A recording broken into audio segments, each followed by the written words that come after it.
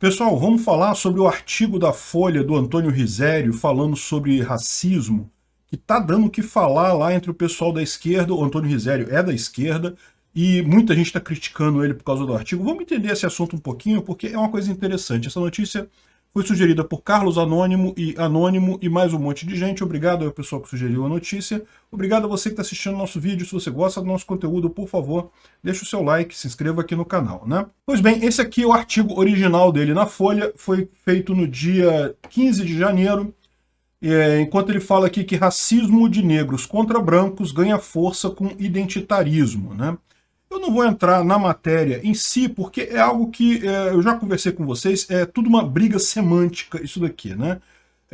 O pessoal da esquerda gosta de dizer que racismo, na verdade, é uma coisa que tem a ver com estruturas de poder, mas essa definição semântica da palavra racismo mudou recentemente. Antigamente não, antigamente racismo era preconceito com relação à raça. Se você tem qualquer preconceito com relação a qualquer raça, é racismo. A esquerda mudou o entendimento dessa palavra e diz que hoje que racismo tem a ver com estruturas de poder e coisa e tal. E aí fica essa guerra semântica. O que está querendo se dizer quando se fala de racismo, né? E é justamente o que diz a matéria dele aqui. Mas isso aqui não interessa, não vamos entrar nesse assunto. Não vale a pena. É guerra semântica, briga semântica, não vale a pena a gente brigar pelo significado de palavras, né? O ponto central dessa história toda aqui é que a esquerda não gostou do que disse o Antônio Risério, que é um cara da esquerda. É um cara da esquerda tradicional, né? Eu venho falando há muito tempo aqui que há uma grande diferença entre a esquerda que eu vi na minha juventude, o pessoal que era comunista então, que era socialista então, e a esquerda que eu vejo hoje, né? A esquerda realmente abandonou a luta por igualdade. Eles continuam falando, mas não dão mais tanta ênfase nisso, e abraçou todas essas causas, identitarismo, causa LGBT, racismo, não sei o que lá, não sei o que lá. E o ponto que é importante lembrar nessa história toda aqui é que isso daqui provavelmente foi colocado pela Folha. A Folha é um jornal esquerdista. Eles não iam colocar isso de graça, né? O que eles estão querendo dizer com isso daí? Repara, foi muito criticada pela esquerda, né? A Folha é acusada de veicular textos racistas em busca de audiência. Então estão dizendo que a Folha quer audiência. O outro cara aqui falando que não, que o jornalismo reverso, não sei o que lá, enfim, criticando o negócio. Ele fala aqui que não, porque ele esquece que o racismo negro é um fato, ignora que tem não sei o que lá. Aqui, ó, ninguém precisa ter poder para ser racista, ignora que racismo é sistema de poder. É o que eu falei, é a briga semântica. O que quer dizer a palavra racismo? O que ela significa de fato? Essa definição mudou.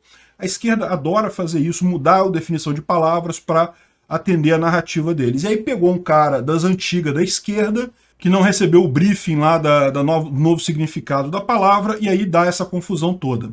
Mas qual é o problema? Por que a Folha, que é um jornal esquerdista, criou essa confusão? Porque, na verdade, isso aqui é um alerta dela para os políticos da esquerda. Esse pessoal, aqui no Brasil, principalmente, no resto da América Latina nem é tanto. Aqui no Brasil, a esquerda tem errado muito em seguir demais os padrões progressistas americanos. A bolha esquerdista brasileira é uma bolha deste tamaninho que eu falo. São os socialistas do Leblon. O pessoal acha super importante a causa LGBT, super importante o racismo, super importante um monte de coisa, pronome neutro e não sei o que lá. Sendo que eu não estou dizendo que isso não sejam problemas, isso são problemas também. O que eu estou dizendo é, para o grosso da população brasileira, esses problemas são muito secundários. A população brasileira, os pobres brasileiros, o grosso da população, de forma geral, está preocupado com o que vai comer amanhã. Mas não usou o pronome correto comigo. Meu amigo, isso é um problema? É um problema, mas vamos combinar. É um problema desse tamaninho, perto da possibilidade de você não ter o que comer amanhã. Então, assim, esse artigo da Folha certamente foi isso. Foi a Folha dando um toque no pessoal do PT, no pessoal da esquerda brasileiro, que está entrando muito por esse lado de se achar que aqui é Estados Unidos, que não tem tanto problema assim, que acabou os problemas tudo, vão começar agora a resolver os problemas dos pronomes que ofendem as pessoas. Pô, para com isso, gente. Veja, eu não estou nem dizendo que isso não seja um problema, tá? Isso pode ser. Do ponto de vista da ética libertária, você sabe, você não tem o direito de exigir que ninguém use pronomes com você. Você tem o direito de se dizer de qualquer coisa que você queira, mas cada um é dono da sua voz, então você não tem o poder sobre a voz de outras pessoas. Mas Mesmo do ponto de vista da política tradicional, esse é um ponto que é absolutamente secundário. Até lá nos Estados Unidos é um ponto secundário. E pior, lá nos Estados Unidos está se voltando contra a esquerda. Então é isso que a Folha está com medo da esquerda brasileira entrar nesse papo de não é que não tenha que apoiar o LGBT, não é que não tenha que apoiar, mas eles estão com medo de eles enveredarem por esse canto e acabarem tendo o mesmo final do Partido Democrata lá nos Estados Unidos. Vocês viram as eleições recentes lá na Virgínia, a gente contou esse caso aqui, que foi ganho exatamente com uma reação contra esse tipo de política que tinha lá nos Estados Unidos. Você querer proteger a comunidade LGBT é uma coisa perfeitamente razoável, mas quando você começa a entrar, por exemplo, o que aconteceu lá na Virgínia, na questão das crianças e coisa e tal, como faz para ensinar a criança esse tipo de coisa, isso gera um problema com muitos pais, sim. E isso pode forçar o voto em outra direção.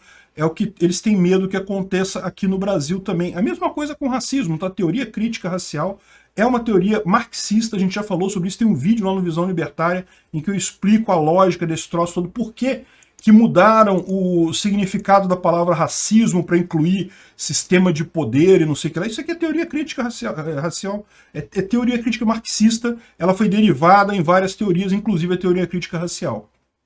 Mas enfim, esse é o ponto. O que a Folha falou sobre isso? A Folha está dando um toque nos partidos de esquerda. Olha só, não vai tanto para esse lado. Esse lado é um lado que dá problema. Lembra, aqui no Brasil, muito do discurso do Bolsonaro em 2018 foi a mamadeira de piroca lá do Haddad. Que o pessoal fala que não tinha kit gay, mas tinha sim. O próprio Haddad falou que tinha. Então, enfim, essa história é um problema isso para a esquerda. Por quê? Porque o grosso da população brasileira é conservador, não tem como negar esse fato. E esses problemas que o pessoal levanta aqui são problemas reais, ninguém está dizendo que não são problemas, mas são problemas que afetam muito menos as pessoas do que, de fato, ter um prato de comida para se alimentar no dia seguinte, que é a grande preocupação de todo mundo, brancos ou negros, todo mundo tem essa preocupação aqui no Brasil, né? Então entenda, esse artigo da Folha foi um toque, né? Eu fico feliz que o pessoal da esquerda tenha se revoltado contra isso. Isso está se mostrando que realmente a esquerda enveredou por esse caminho e é ótimo. Acho que a gente não deve atrapalhar o nosso adversário enquanto ele está cometendo erros. Deixa ele, segue em frente, vai lá, mete bronca na teoria crítica racial aí, vocês vão longe. As notícias que chegam da Austrália parecem cada vez piores, hein? Olha essa história do tenista russo, o Andrei Rublev, que disse que estava com Covid quando entrou na Austrália. Vamos entender esse assunto. Essa notícia foi sugerida por Xandinho, Tício Imévio e mais um monte de gente. Obrigado ao pessoal que sugeriu a notícia. Obrigado a você que está assistindo nosso vídeo. Se você gosta do nosso conteúdo, por favor, deixe o seu like, se inscreva aqui no canal, né? Então, olha só, vocês lembram, há pouco tempo atrás, teve toda aquela confusão com o Novak Djokovic, lá no Aberto da Austrália. Ele não estava com a doença, ele não era vacinado, mas ele não tinha doença, não estava contaminado, fez vários testes ao longo do tempo. Ele chegou lá na Austrália, a Austrália mandou uma isenção de vacina para ele, o governo da Austrália mandou essa isenção de vacina. Isso é uma coisa que muita gente está entendendo errado, o pessoal tem muita gente achando que o Djokovic foi para a Austrália, tem que obedecer às regras da Austrália, se exige vacinação, não pode entrar, não sei o que lá. Bom, a despeito do fato de ser um absurdo, veja, o fato não foi assim. A Austrália mandou para ele uma isenção de vacina. Era um documento do governo australiano, dizendo que, ok, a gente está exigindo passaporte de vacina, mas você tem uma isenção de vacina, você pode entrar. O que aconteceu foi, quando ele chegou na Austrália, o pessoal pandemínico de lá ficou tudo em polvorosa. Ai, como é que pode, não sei o que lá. Choraram pra caramba, e aí o governo voltou atrás na licença que tinha dado a ele. Então não foi como se o Djokovic fosse para lá criar confusão. Não, foi o governo da Austrália que convidou ele, depois deu uma de traíra e puxou o tapete. Essa foi toda a sacanagem que teve nessa história do Djokovic, né? Então, não preciso comentar o caso dele, vocês estão cientes, eu já expliquei aqui tudo. Ele chegou lá com esse visto, com essa isenção de vacina, assinado pelo governo de Vitória, do estado de Vitória, lá na Austrália. Mesmo assim foi barrado na imigração, aí ficou em detenção, entrou na justiça, conseguiu reverter isso, obteve o visto de volta, entrou na Austrália, mas aí depois o primeiro-ministro foi lá e expulsou ele, deu um jeito de expulsar ele, uma das coisas mais terríveis e autoritárias que você possa imaginar, porque o cara não oferecia nenhum risco a ninguém. Ele não estava contaminado, como é que ele ia oferecer risco a alguém? Não tem como você transmitir uma doença se você não tem ela, não existe essa possibilidade. Pois bem, e aí você fica entendendo agora, ficou mais claro agora que a coisa toda é política, pura política, não tem nada de preocupação de saúde, esse tipo de coisa, nada disso. Porque, olha só, o tenista Andrei Rublev, que está jogando lá, ele jogou outro dia uma partida, ganhou a partida e coisa e tal, depois saiu e coisa e tal. Ele estava jogando lá, ele falou o seguinte, olha só, eu fui testado positivo quando eu embarquei para a Austrália, cheguei lá na Austrália, eles sabiam disso e mesmo assim me deixaram passar. Ou seja, se fosse por preocupação de contaminação, de não, vai espalhar a doença para outras pessoas, olha a ilógica, a coisa mais ilógica possível. Um cara estava contaminado. Aliás, alguns jogadores no Aberto da Austrália já contaminaram. Tem que tomar cuidado com isso, porque tem um pessoal aí compartilhando notícias de 2021, tá? Do ano passado. No Aberto da Austrália do ano passado, também teve alguns tenistas que foram contaminados. Então, por favor, ignorem essas notícias, mas nesse ano também teve tenistas contaminados, e esse cara chegou na Austrália contaminado, e não deixaram ele entrar, entrou, jogou e coisa e tal. Estava contaminado, apesar de estar vacinado, porque, como você sabe, a vacina não impede você de pegar a doença, né?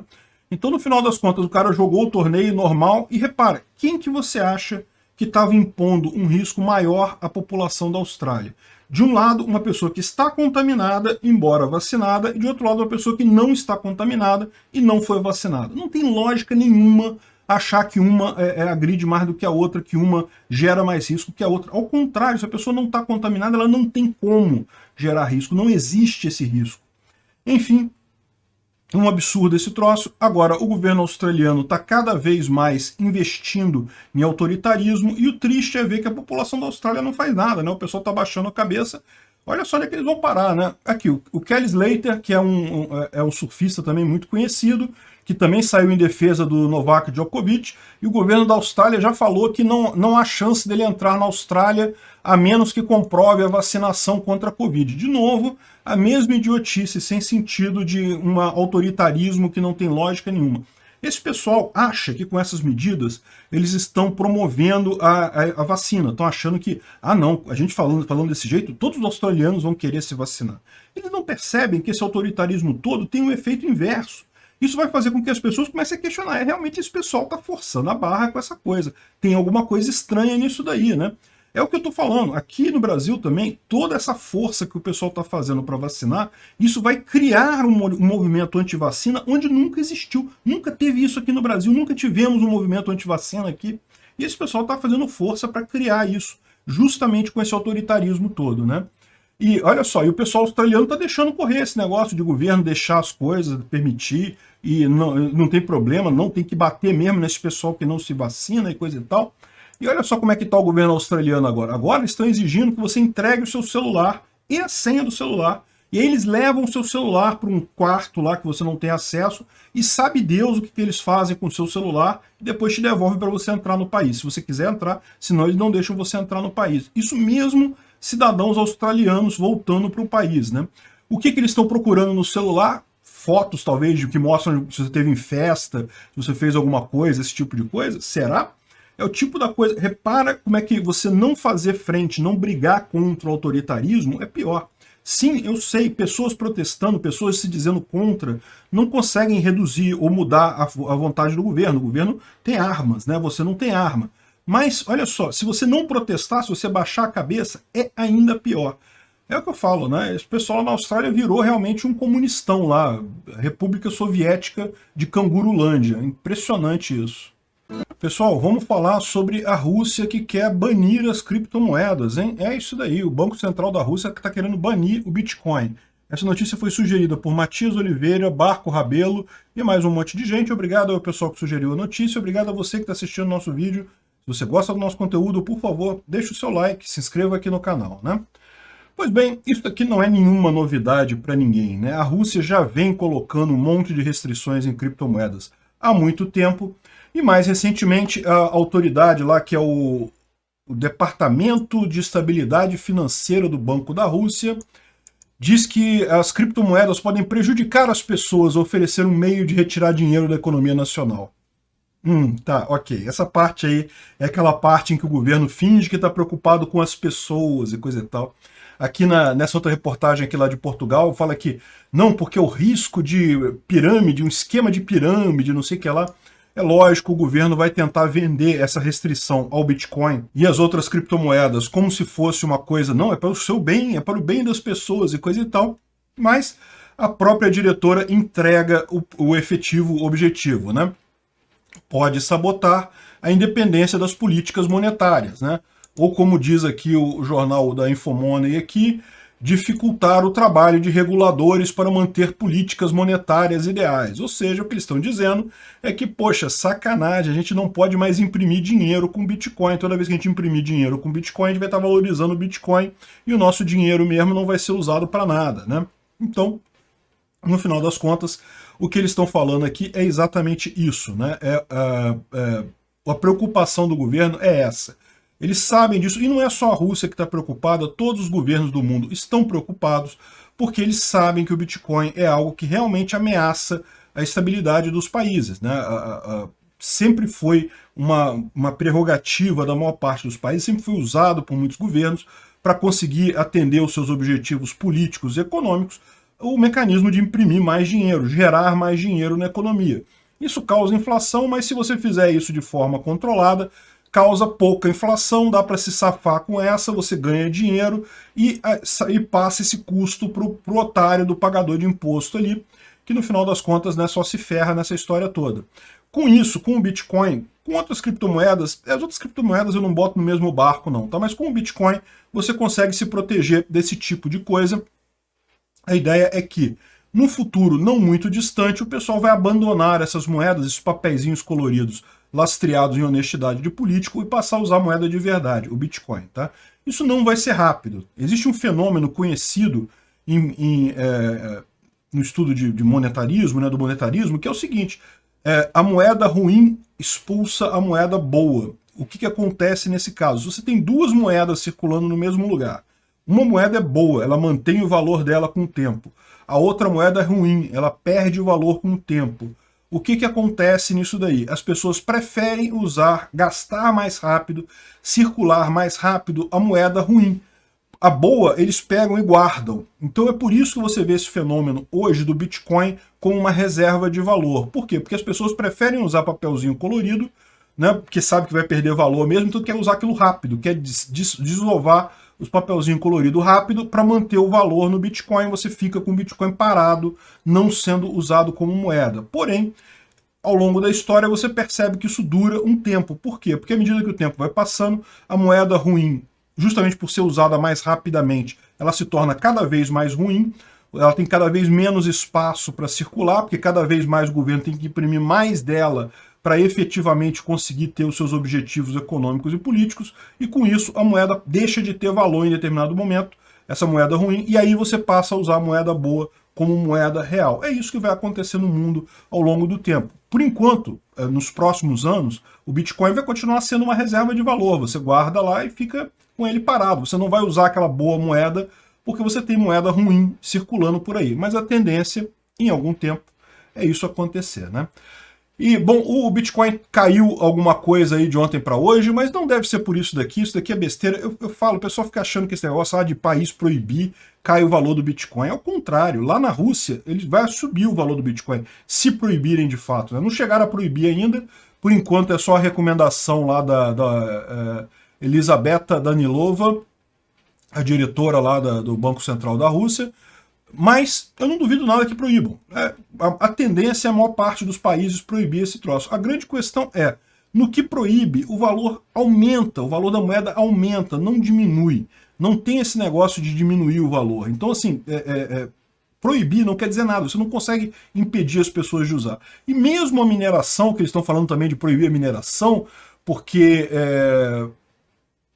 gasta muita energia, aquele velho papo que a gente já falou aqui, é uma lorota esse papo de que Bitcoin gasta muita energia e coisa e tal. Os bancos centrais gastam muito mais energia para uma moeda ruim. Então acaba com os bancos centrais que a gente está no ganho de energia aí, né? Da mesma forma, esse negócio de proibir mineração de criptomoeda é impossível na prática. Você pode proibir as grandes mineradoras, isso é verdade, a China conseguiu isso. Por quê? Porque a grande mineradora ela consome muita energia elétrica, vai o fiscal lá do governo, ah não, esse pessoal que está consumindo muita energia, pede para inspecionar ou entra com armas, não tem jeito, o governo tem o monopólio da violência e vai lá e fecha a empresa. Uma pequena mineradora, o cara ter uma ou duas ASICs e botar em casa, você não tem como diferenciar isso de uma pessoa que usa ar-condicionado e está gastando muita energia elétrica e está rodando ar-condicionado o tempo todo em casa. Então, no final das contas, mineração de pequeno porte você não consegue proibir na prática. Essa é a grande vantagem das criptomoedas. O fato de serem distribuídas, principalmente no Bitcoin, né? O fato de serem distribuídas, descentralizadas, de não ter uma entidade central que o governo possa perseguir, acaba sendo impossível para o governo proibir esse tipo de coisa. É realmente mais um passo em direção ao ancapistão. Pessoal, hoje faz um ano que o Biden é presidente americano. Ele tomou posse em 21 de janeiro do ano passado e, sinceramente, não tem muito o que comemorar, não. Nem ele, nem os americanos. Vamos ver aí, vamos recapitular algumas das barberagens que ele fez, principalmente umas mais recentes, que estão realmente deixando todo mundo apavorado. Esse cara não tem condições, não. Essa notícia foi sugerida por Fernando Sauer, Odan Ur e mais um monte de gente. Obrigado ao pessoal que sugeriu a notícia. Obrigado a você que está assistindo o nosso vídeo. Se você gosta do nosso conteúdo, por favor, deixa o seu like, se inscreva aqui no canal, né? Então, um ano de mandato do Biden, e aqui o G1, que é uma mídia tradicional socialista aqui do Brasil, que adora os democratas, que adora o Biden, que tinha ojeriza ao Trump, coisa e tal, mesmo ela não consegue apontar muitas coisas boas disso daí. Ela fala que está lutando contra a Covid, inflação, baixa popularidade, coisa e tal, mas é muito mais do que isso. O Biden está lutando contra a própria condição mental dele, né? Senilidade é um problema sério, todos nós podemos passar por isso. A gente chega uma época na vida que o cérebro não está mais aquela coisa 100% que já foi quando a gente era mais jovem, né? Então, por exemplo, o Biden recentemente deu uma entrevista lá para o político, né, para uma revista americana, falando que, não, se a Rússia invadir um pouquinho só a Ucrânia, tá bem. Olha que coisa. Aqui, se você reparar agora, já mudaram todas as manchetes, tá? Porque o pessoal estava falando isso. O Biden falou que tá ok se invadir só um pouquinho. Agora já mudaram, né? A Casa Branca tenta esclarecer o que o Biden falou sobre menor incursão, ou seja, menor invasão na Rússia, né? Mas olha só, aqui embaixo tem o que ele disse realmente, né? Olha só, ele falou na reportagem: a Rússia será tida como responsável se invadir. E isso depende de como ela fizer isso, do que ela fizer. Uma coisa é se tiver uma incursão menor, uma pequena invasão apenas. Então nós vamos ter uma discussão sobre o que fazer nesse caso e tal. Mas se eles realmente fizerem o que eles são capazes de fazer com a força que eles têm na fronteira, isso vai ser um desastre para a Rússia. Ou seja, o que ele falou aqui é literalmente isso. Olha, se a Rússia invadir só um pouquinho, não tem problema, não pode invadir muito. Olha que... Cara, isso é um desastre completo, esse tipo de declaração, né? Não é à toa que veio do mesmo cara que fez aquela tragédia que foi a saída dos Estados Unidos do Afeganistão. Lógico, uma declaração desastrosa que um monte de gente teve que desmentir, a Casa Branca desmentiu, a secretária de imprensa desmentiu, o secretário de Relações Exteriores desmentiu, falou que não, qualquer invasão da Ucrânia será tida com força e não sei o que lá. E, enfim, né, tiveram que desdizer o que o Biden disse textualmente. Ele próprio falou depois, não, eu não quis dizer bem isso, não sei o que lá. Não, mas o que ele disse foi literalmente isso. Agora, o pior, esse tipo de declaração parece reforçar uma tese que muita gente já tinha antes, tá? Porque se você olhar como é que está a situação lá na Ucrânia, na verdade já tem uma parte do território da Ucrânia próximo à Rússia. Tá vendo aqui? Essa aqui é a Ucrânia, essa parte leste da Ucrânia aqui, ela sempre foi mais tendente ao apoio russo mesmo, em eleições sempre votava ao candidato que tinha mais entendimento com a Rússia, que gostava mais da Rússia, coisa e tal. Então, quando teve aquela grande briga em 2014, essas duas províncias aqui de Donetsk e Luhansk se rebelaram, elas estão hoje em controle de facções locais lá, não tão controladas pelo Estado da Ucrânia. Então faz sentido, ou seja, o que o Biden falou, ele entregou a estratégia dos Estados Unidos, a estratégia do pessoal até da Ucrânia. Não, se a Rússia invadir só um pedacinho, qual pedacinho que é? Esse pedacinho aqui, Donetsk e Luhansk. É exatamente isso que eles estão pensando. Se invadir só aquilo ali, tudo bem, porque não tem jeito, eles não estão controlando mesmo, não conseguem controlar essa região, que é muito pró-Rússia. Cara, isso é uma tragédia sobre vários aspectos, né? Aquele negócio, né? Praticamente deram carta verde para a Rússia fazer isso. Não tem o que dizer com essa tragédia que foi. É mais uma besteira nível de Afeganistão. Aquela saída desastrosa do Afeganistão que, de novo, tem muita gente falando aí que os Estados Unidos perdeu a guerra no Afeganistão. Não, os Estados Unidos saiu do Afeganistão. Saiu de forma atrapalhada, é verdade. Saiu de forma errada. Mas enquanto teve lá, os talibãs não conseguiam fazer nada, né? Enfim, mas esse é outro assunto, né? O ponto central aqui é como o cara tá senil, ele não consegue falar coisa com coisa. Olha esse outro clipe aqui de uma entrevista que ele deu numa conferência. Deixa eu botar aqui para vocês. School reopenings or closures become a potent midterm issue for Republicans to win back the suburbs? O repórter pergunta se o fechamento ou abertura de escolas vai ser um ponto importante no midterm, né? Na eleição que vai ter esse ano lá nos Estados Unidos, eleição para deputados e senadores, né? Mas o importante aqui não é nem a resposta do Biden, é como ele responde. Presta atenção. Você não precisa nem saber inglês para perceber o que acontece. Oh, I think it could be, but I hope in God that look, maybe I'm kidding myself, but as time goes on, the voter who is just trying to figure out, as I said, how to take care of their family, put 3 squares on the table, stay safe, be able to pay their mortgage or their rent, etc., is becoming much more informed on the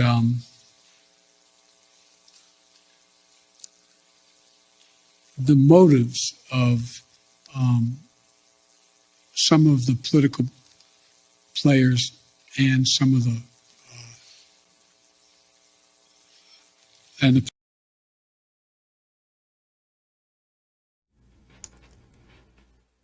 Deixa eu traduzir para você o que ele falou aqui, porque assim, o importante aqui é como o cara tá senil, né? Tá gaguejando, não tá falando. Mas o que ele falou aqui, né? Ele falou que não, à medida que o tempo, à medida que o tempo passa, as pessoas estão muito mais informadas sobre os motivos que estão por trás desses movimentos políticos. Ele está querendo dizer alguma coisa? Ele está cometendo um sincericídio igual fez lá na Ucrânia? Será? Vamos continuar ouvindo aqui. Political parties. And I think that they are not going to be as susceptible to believing some of the outlandish things that have been said and continue to be said. E talvez eles não estejam mais suscetíveis a acreditar em algumas coisas que têm sido ditas e continuam sendo ditas agora. Caramba, esse cara tá pirando completamente, né? Ele tá entregando o jogo da galera todinho. You know, every president, not necessarily in the first 12 months, but every president in the first couple of years, every president, of the last presidents, at least 4 of them, have had polling numbers that are 44% favorable. So it's this idea that, but you all, not you all, but now it is, well, Biden's at, one poll showed him at 33%. The average is 44, 45%. One poll him at 49%. I mean, the idea that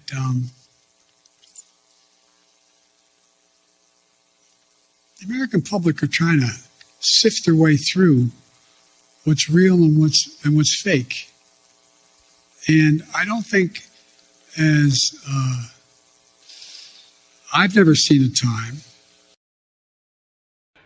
Pois é, né, galera? Que coisa complicada. O cara não consegue falar direito, nem fazer uma frase inteira. E quando fala, ele fala coisas que, tipo assim, né, estrategicamente para ele são terríveis. Ele está entregando o jogo no final das contas, né? Segundo um acadêmico sueco, o Joe Biden é obviamente deficiente mental. Eu não diria deficiente mental, eu diria senil, né? Tá com problema de senilidade. Infelizmente, todo mundo que viveu o suficiente vai ter esse tipo de problema, né? Mas é aquele negócio que a gente falou, durante a campanha foi falado muito isso. Era claro isso desde então, não é uma novidade esse tipo de coisa, né? Eu não sei qual era o remedinho que eles estavam dando pro cara começar a falar melhor um pouquinho em alguns debates e coisa e tal, mas o fato é que estava claro para todo mundo que acompanhava o cara na média que ele só estava falando besteira, né? Enfim. Bom, isso daí foi só mais uma dos vários erros do Biden nessa coisa toda. Ele claramente se estragou lá no Afeganistão, foi uma tragédia aquilo, os números deles não param de cair, a inflação nos Estados Unidos não para de subir. E por quê? Todo mundo sabe o porquê lá. Ele está em esses pacotes de trilhões e trilhões de dólares de incentivo e coisa e tal, tá na cara que isso está causando o aumento da inflação, isso é óbvio, não precisa ninguém fazer conta de 2 mais 2 para perceber que a culpa é dele mesmo, é ele que está causando a inflação, né? Enfim, e no final das contas ele sofreu algumas derrotas bastante significativas. A gente falou aqui alguns vídeos atrás que ele estava tentando dar uma espécie de golpe, que era justamente tornar permanente aquelas mudanças que foram feitas pontualmente nas eleições de 2020 por conta da Covid. Veja, votação por correio nos Estados Unidos sempre existiu, é verdade, mas era uma coisa excepcional, você tinha que justificar, tinha que dizer por quê, e o órgão eleitoral lá tinha que aceitar. Lá o órgão eleitoral é por município, então não tem um tribunal como aqui no Brasil só para as eleições. Então o órgão eleitoral da sua cidade tinha que aprovar aquilo e aí mandava um envelope para você. Muitos lugares só aceitavam isso de militares que estavam lutando no exterior, enfim. Voto pelo correio sempre existiu, mas era sempre muito restrito, com muito cuidado, tinha que ter todo um processo de validação. Quando foi 2020, eles quiseram botaram votação unânime para todo mundo podia votar pelo correio, não precisava verificar, não precisava solicitar, não precisava fazer nada, por quê? Por conta da pandemia. E aí o Biden quis fazer uma reforma eleitoral justamente para perpetuar isso, falar, não, daqui para frente vai ser tudo assim. É lógico, né? Ele sabe que isso ajudou a eles, isso ajudou muito eles, né? E agora ele está muito apertado, porque ele sabe que a midterm election que eles têm agora, né? Eles vão votar agora para deputados e senadores, agora no final do ano, perto da eleição brasileira também. E aparentemente o Partido Democrata vai ser trucidado nessa eleição, não vai sobrar quase nada lá. Não é isso, né? Lá é sempre muito dividido no final das contas. Mas os republicanos tendem a ganhar novamente a Câmara e o Senado, e com isso o poder do Biden diminui muito, ele passa a não ter tanto poder assim quanto originalmente tinha, né? Nesse período agora ele está com a supermaioria, ele tem maioria na Câmara, tem maioria no Senado e tem a presidência, ele pode fazer praticamente o que ele quiser lá nos Estados Unidos, né? Vai acabar agora, tudo indica, nas eleições final. E o Biden já está falando agora que a eleição talvez não seja legítima. Eu fico me perguntando, será que a imprensa vai lembrar de censurar quem disser que a eleição não foi legítima também, igual fizeram com o Trump? Ou só vale quando é de um lado para o outro? Quando é do outro lado para um, não tem problema nenhum criticar a eleição e coisa e tal, né? Eu fico me perguntando aqui no Brasil também, e se Lula perder a eleição, porque ele vai perder certamente, e depois o pessoal da esquerda ficar criticando, dizendo que a eleição foi roubada, se vai ter o mesmo rigor de perseguição, de proibição de colocar gente na cadeia por estar questionando a eleição que teve com o pessoal do Bolsonaro, né? Será? Vamos ver. Esse ano vai ser um ano curioso, né? No final das contas, isso aqui mostra uma coisa importante para nós brasileiros também, que é o seguinte, esse negócio, é o que eu falo, muita gente está vendo como se o Lula voltar, acabou o mundo. Eu discordo dessa opinião, eu acho que se o Lula voltar vai ser uma merda completa, não tenha dúvida, vai ser muito ruim, lógico que vai ser muito ruim, mas no final das contas, meu amigo, a luta principal é sempre indivíduo contra Estado. Essa questão de presidência, não sei o que lá, isso é uma coisa meio relativa. Ajuda, lógico, né? Não estou dizendo que eu quero a esquerda, não, pelo contrário, certamente eles vão intensificar a censura, vão piorar o ambiente de liberdade no Brasil, a economia vai para o saco totalmente, mas no final das contas é o que eu falo, não importa, a luta é indivíduo contra Estado, é isso o que importa no final das contas. Pessoal, vamos falar sobre a privatização da Eletrobras, hein? Olha que coisa positiva, mas tem um mais, vamos entender esse assunto. Essa notícia foi sugerida por o último Berengue, rei dos anônimos, e mais um monte de gente. Obrigado ao pessoal que sugeriu a notícia, obrigado a você que está assistindo o nosso vídeo. Se você gosta do nosso conteúdo, por favor, deixe o seu like, se inscreva aqui no canal, né? Pois bem, olha só, a Eletrobras já convocou os acionistas para aprovar a privatização, que vai ser feita, na verdade, através da emissão de ações. Então, isso vai ser feito agora em fevereiro, já está tudo certo, né? O governo já é o acionista majoritário, então ele está convocando essa reunião dos acionistas como uma formalidade, né? Tem que botar em votação isso, mas como ele é o majoritário, ele vai ganhar essa votação, ele já sabe. Então já está previsto para fevereiro isso, e em seguida já pode ser feita a privatização, ou seja, a emissão de ações e a venda no mercado, né? Então está falando aqui que vai ser votada a reestruturação societária da empresa para manter controle da União Eletronuclear e Usina Binacional de Itaipu. Lembra, a gente explicou esse problema, né? Pela Constituição brasileira, a eletronuclear tem que ficar sob controle do governo, porque pelo que está escrito lá na Constituição, é um erro isso, óbvio, uma coisa absurda, mas de fato daria mais trabalho mudar isso na Constituição, então ficou desse jeito. E a usina hidrelétrica binacional de Itaipu também tem um outro problema, como privatizar Itaipu, porque em tese teria que ser um acordo do governo brasileiro com o governo paraguaio, né? É uma usina binacional, não basta o governo brasileiro decidir privatizar ela. Então são esses dois grandes problemas aí, mas fora isso, o resto da Eletrobras todo vai ser privatizado, isso é uma coisa excelente. É o que eu falo sempre, qualquer empresa... O ideal é quebrar o mercado, o ideal é dividir o mercado, sim. O ideal é isso, que tem um monte de concorrência, um monte de empresa lutando no mercado. Mas o mero fato de você transformar uma empresa estatal em privada já é positivo, porque você já tem um ganho ao tirar a política de dentro da empresa, ou pelo menos tirar o grosso da política. Alguma política sempre fica, né? Mas tirar o grosso da política de dentro da empresa. E mais do que isso, essa empresa deixa de ter a proteção do Estado que tinha antes. Então fica um ambiente muito mais favorável para outras empresas se instalarem e fazerem concorrência com ela. Então assim, esse passo da privatização não é o ideal do ideal, mas é o que é possível de ser feito e é um passo na direção certa, sim. Excelente esse processo, isso foi uma coisa muito custosa. Temer tentou fazer isso, não conseguiu, agora Bolsonaro está conseguindo fazer isso pelo menos, né? Então, excelente notícia, a privatização da Eletrobras deve sair. Infelizmente, a dos Correios parece que não tem jeito, porque isso ainda teria que passar pelo Senado, o Senado está sentado em cima da privatização dos Correios, tudo indica que vai ficar para o próximo governo Bolsonaro, né? E por falar nisso, aí vem o senhor Inacinho falar que, olha só, levem em conta que vamos mudar de governo, diz Lula sobre privatizações, né? Então ele está falando sobre a privatização da Eletrobras, porque lembra, isso tudo aqui, ok, vai colocar as ações à venda, as pessoas têm que comprar essas ações, né? As empresas têm que comprar essas ações. E daí, repara como é que é curioso isso, né? Que ele falou um tempo atrás que ele iria manter os contratos, não, vamos manter os contratos. Fora isso, a gente vai fazer o inferno, vai fazer tudo, né? E agora ele está dizendo, já está mudando de posição aqui, não, olha lá, toma cuidado na hora de privatizar, de comprar em empresa estatal, porque a gente vai mudar a direção se for eleito, né, evidentemente. Leve em conta que vamos mudar de governos, desinvestimentos da Petrobras podem ser revistos junto à sociedade, ou seja, o que ele está falando aqui, o que ele está deixando claro, o que a gente já está sabendo, que eu já avisei para todo mundo, é que não vai ter lulinha, paz e amor, não.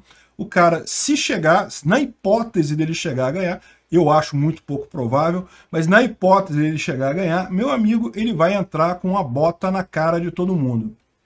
Enfim, é o que disse também, não deixou nenhuma papa na língua, Zé Dirceu. Queremos ganhar as eleições e criar as bases para um projeto socialista. A América Latina está voltando a ser de esquerda. Meu amigo, o que esse pessoal quer é tornar o Brasil, juntar com a América Latina e fazer uma União Soviética Latina novamente. Olha a tragédia que isso vai levar a gente, hein? Pois é, o que eu estou falando, o pessoal tem essa imagem de que não... Inacinho é uma alternativa, pelo menos a gente tira o seu Jair de lá, Inacinho a gente já teve um governo dele, a gente sabe que vai ser tranquilo, que ele não vai fazer nada. Não, meu amigo, não vai ser, esse é o ponto que eu falo para vocês, não vai ser a mesma coisa que foi antes. Ele sabe agora que é tudo ou nada, né? Mas o pior não é isso, é o que eu falo, né? Do ponto de vista financeiro, por exemplo, isso iria destruir a economia brasileira completamente. Esse negócio de fazer desinvestimento e coisa e tal, é quebrar o Brasil completamente.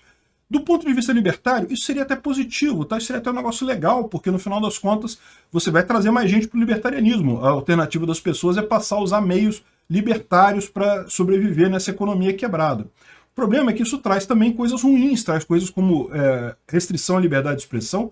O Inácio sempre disse que iria censurar a imprensa, queria fazer a tal da regulamentação social da mídia, sempre deixou claro isso, então certamente você vai ter uma restrição de liberdade muito maior aqui.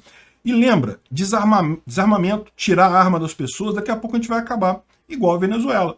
O pessoal lá já está numa ditadura, quer se revoltar, mas sem nenhuma arma vai fazer como, né?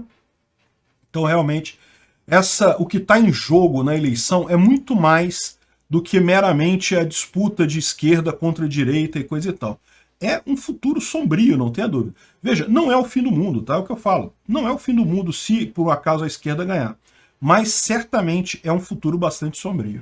Pessoal, vamos falar sobre a decisão do Lewandowski, que disse que era para o Ministério Público fiscalizar os pais com relação à vacinação de crianças. Vamos entender esse assunto, porque as mídias estão forçando um pouco a barra nisso daí, tá? Essa notícia foi sugerida por Batman Koff, Bakunin Teixeira e mais um monte de gente. Obrigado ao pessoal que sugeriu a notícia, obrigado a você que está assistindo nosso vídeo. Se você gosta do nosso conteúdo, por favor, deixe o seu like, se inscreva aqui no canal, né? Pois bem, vocês sabem, aqui é o YouTube, eu não posso falar tudo que eu penso aqui sobre esse assunto com tranquilidade, de forma que eu fiz um outro vídeo lá no meu canal alternativo, no Opinion Free Market, que você encontra no Rumble, no Odyssey, no BitChute, e lá eu falo com mais liberdade sobre esse tema, né? Mas aqui eu vou focar num ponto específico, que é o seguinte. Saiu em vários jornais da mídia a seguinte manchete, ou manchetes similares a essa, né? Lewandowski manda Ministério Público fiscalizar pais que não vacinam filhos contra a Covid. Isso é uma interpretação errada do que foi a decisão do Lewandowski. A ação perguntava se o Ministério Público teria direito de fiscalizar a vacinação de acordo com o ECA. E sim, ele confirmou esse entendimento, mas isso não é nada do outro mundo, isso é um entendimento já conhecido nessa área. Então, o que isso quer dizer, na verdade, é aquilo que a gente já falou em outro vídeo. Vão haver ministérios públicos que vão querer correr atrás de pais que não vacinam? É possível que sim. Eles terão razão, conseguirão tirar os filhos dos pais, conseguirão multar os pais, esse tipo de coisa? Eu acho pouco provável. Isso aqui é muito mais sobre fazer pressão sobre os pais do que efetivamente indicar alguma possibilidade séria de punição nesse caso, né? Então, mesmo no Globo, você já tem aqui uma manchete que já está um pouco mais próxima da realidade. O Lewandowski reconheceu o poder dos ministérios públicos para fiscalizar a vacinação de crianças. Ele não mandou o Ministério Público prender pais que não se vacinam, não é isso. Mas me diz um negócio, né, que ele está falando que, olha só, o Estatuto da Criança e Adolescente dizem que a competência do MP para monitorar o cumprimento desses direitos desse público, né, que as crianças teriam direito nesse caso e coisa e tal. E aí cai naquele negócio que eu já mencionei para vocês, eu já trouxe para vocês aqui o Estatuto da Criança e do Adolescente, que fala aqui no artigo 14, que vai ter o Sistema Único de Saúde, blá, blá, blá, blá, blá, no parágrafo 1º desse artigo. É obrigatória a vacinação de crianças nos casos recomendados pelas autoridades sanitárias. E aí eu expliquei para vocês que isso daqui, como é muito comum em lei brasileira, dá a margem a um monte de interpretações nisso daí. Porém, a interpretação mais correta, a interpretação que tem sido seguida pelo Ministério Público, pela Justiça, por jurisprudência, é de que o que se diz aqui é obrigatória a vacinação no caso das vacinas que estão no Plano Nacional de Imunização, o PNI, que é o plano, aquelas vacinas que você toma quando criança e coisa e tal, tem que vacinar o filho, essas estão inclusas nisso daqui porque são os casos recomendados pelas autoridades sanitárias. Então a autoridade sanitária, nesse caso, se refere ao Ministério da Saúde e os casos recomendados as vacinas no PNI, no Plano Nacional de Imunização. A vacina da Covid, especificamente, ela não está no PNI. Ela está no PNO, que é um plano específico para a Covid, que, em tese, é temporário, né? A gente imagina essa pandemia da Covid, ela vai acabar, não vai ser mais uma pandemia, vai virar uma doença endêmica ou vai sumir, mas não vai continuar para sempre. Então, é diferente do PNI. Então, você tem um entendimento aqui. Provavelmente, se você seguir o entendimento normal, os pais que não quiserem vacinar a criança com Covid não teriam com o que se preocupar, porque, na verdade, o ECA não diz isso. Não diz que é obrigatória a vacinação em qualquer vacina aprovada pela Anvisa. Não, é apenas nos casos recomendados pelas autoridades sanitárias, né? Agora, de novo, é o que eu digo, mas existe a chance de algum Ministério Público, algum Conselho Tutelar encher o saco de um pai ou de uma mãe por conta disso? Existir essa chance, existe. Porque, como você sabe, a lei, como tá claro aqui, é um negócio subjetivo, então eles podem dizer que, não, foi recomendado pela Anvisa a vacina, então tá valendo, ou então a Autoridade Sanitária do Estado de São Paulo, por exemplo, recomendou vacinação para Covid, então tem que vacinar todo mundo para Covid, tem que vacinar a criança para Covid. O pai que não se vacinar, que não vacinar seu filho para Covid, vai estar incorrendo neste problema aqui, que aí dá a possível multa e até perda da guarda da criança em último caso. É muito pouco provável, isso eu falei para vocês. Eles estão querendo pressionar, dizer que tem que vacinar e coisa e tal, mas na prática, pela lei, não é assim, né? O próprio Bolsonaro deixou claro que falou com Lewandowski, coisa e tal, e especificou que o STF está de acordo com a portaria que foi feita pelo Ministério da Saúde, que diz que essa vacina para crianças não é obrigatória. Os pais podem vacinar seus filhos se eles quiserem, mas se eles não quiserem, não precisa vacinar. Mas aí entra um monte de outras considerações nessa história, como eu falei para vocês, né? Uma coisa que o próprio Lewandowski fala aqui, né, é o cumprimento dos direitos deste público. E qual que é o direito da criança? Qual que é a questão aqui? O que eles estão querendo dizer com isso? Se a criança quiser se vacinar, mesmo que os pais não queiram vacinar a criança, eles não poderiam impedir a criança de se vacinar. Isso é o que eles estão querendo dizer mais ou menos aqui. Você pode esperar que vai ter muita professora na escola meio que dando essas dicas para as crianças de que elas têm que se vacinar e coisa e tal. E isso pode gerar, sim, um conflito mais adiante nessa história. Então, o ponto central nessa coisa aqui é deixar claro que, ao contrário do que saíram algumas manchetes, não vai haver fiscalização para que pais não vacinem filhos e coisa e tal. Isso, a vacina ela é não obrigatória pela lei, então quem quiser vacinar os filhos, vacina, quem não quiser, não vacina. Não há nenhum impedimento nisso daí, né? Agora, independente desse tipo de coisa, eu já coloquei outras preocupações minhas com relação a esse assunto. Como você sabe, do ponto de vista libertário, o grande ponto é esse. Você não pode ter nenhum tratamento médico obrigatório. Você pode ter tratamentos que são recomendados ou não são recomendados e coisa e tal. Então, do ponto de vista ético, da ética libertária, é isso. Não pode ser obrigatório. Então tá tudo bem, né? Agora, vai ter dor de cabeça aqui? Provavelmente vai. Vai ter Ministério Público que vai querer correr atrás? Vai ter escola que vai exigir? Vai ter esse tipo de coisa. E aí a minha pergunta é só isso. Vocês estão sabendo do caso da criança que sofreu uma parada cardíaca lá em Lençóis Paulistas. A cidade até suspendeu a vacinação de crianças por 7 dias para investigar o que aconteceu e coisa e tal. E provavelmente depois dessa investigação vão chegar à conclusão de que não teve nenhuma ligação com a vacina. Mas de qualquer forma, o ponto é... Você sabe que a chance de ter um efeito adverso desse é pequeno. A vacina não é uma coisa tão perigosa quanto querem fazer crer. A chance é pequena. Mas existe um risco real, e esse risco é real, de que esses casos, esses poucos casos que aconteçam, acabem gerando no brasileiro uma posição anti-vacina pior do que o que tinha antes. Essa ideia que estão as pessoas de forçar todo mundo a vacinar criança, que é uma faixa etária que costuma ter menos problema com a Covid. Exigir esse tipo de coisa pode acabar tendo um efeito inverso na vontade do brasileiro de se vacinar daqui para frente. Eu temo muito isso, porque eu sou um cara favorável à vacina. Eu acho vacina uma coisa fantástica que melhorou em muito a qualidade de vida das pessoas. O meu problema é justamente com a obrigatoriedade da vacina. E o que eu estou colocando aqui não é que a vacina é ruim, que vai morrer do coração. Não. Os efeitos colaterais são raríssimos que tem na vacina. Mas existem alguns. Isso existe. E quando você começa a vacinar, a obrigar a vacinar todo mundo, todas as crianças, você pode estar realmente queimando um cartucho importante. Você pode estar criando um movimento anti-vacina num país que não existia tal coisa antes, né?